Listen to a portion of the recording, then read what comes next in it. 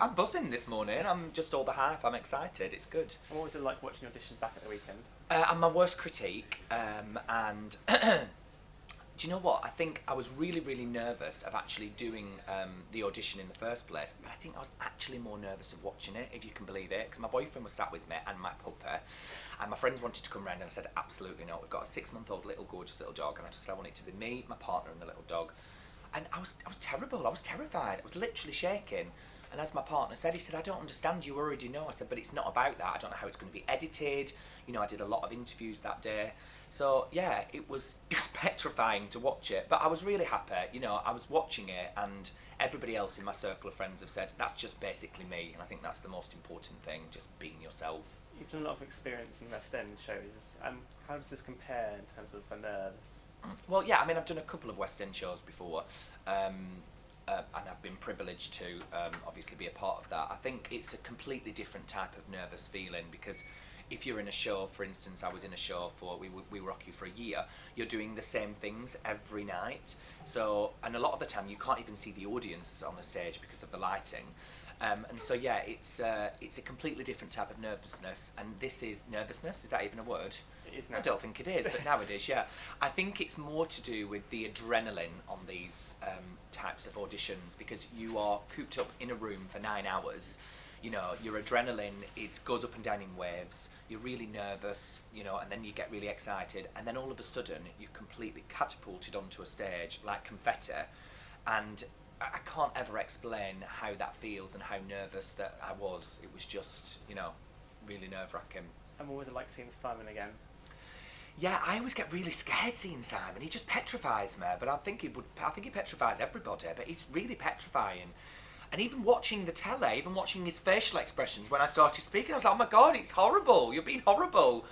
I was pulling faces, but then of course the reaction at the end, I lived the moment again in the flat.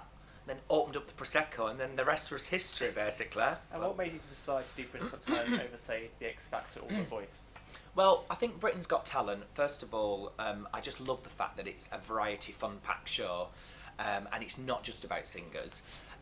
So, you know, and also as well, I'm allowing to be myself, and I can be my personality, which is what you see with me is what you get. And so it's been, the process at the moment, what I can say, has just been unbelievable. People that work on Britain's Got Talent, the staff, the crew, everybody has allowed me to be myself, and within that, it's making the whole process just so enjoyable. But yeah, and also as well, it's got the most viewing figures, so that's probably one of the reasons why as well. Yeah. And what would be your plans if you made the live shows later this year? Oh my God, if I made the live shows, which would just be unbelievable. I think because I started off by singing the Jocelyn Brown song, and I know that they said I oversung it, and I am my worst critic, and I probably do agree with some of that, because again, I was stuck in a room for 9 hours and then bang. So what I would want to do is I would want to showcase my voice, my male diva voice, which is lovely to be called the male diva. I'd want to be able to show off my voice, and I'd want to be able to do a very still, controlled performance, and, you know, hopefully interact with the audience and bring them in. So yeah, I'd like to do a completely different style of song. And if you had one dream duet, who would that be with? My dream duet would have to be Tina Turner. My goodness, I'm obsessed with Tina Turner. I'm obsessed with all female divas, yeah. But Tina Turner, my goodness, even though she doesn't perform anymore. But mind you, you know, if we got in touch with her, maybe she'd kind of get out of a nice French villa and come and perform with me. You never know. Worse things have happened. And you're obsessed with the Queen. Love the Queen. I know people probably think I'm lying and I'm exaggerating, but I love the Queen.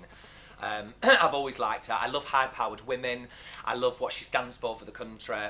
I just love that she's a royal. I love the fact that she just gets to sit on thrones with crowns. And, you know, I'll tell you one thing that I do love about the Queen, actually, is that when you meet the Queen, which I never have done, but hopefully I might be able to have the chance to, if you meet her, you can never turn your back on her. I don't know if you knew this, but like when the Prime Minister goes to meet her, and I don't know, does he knight her or something, or she knights him, or is it knighted, or it's not knighted, I can't remember what it's called.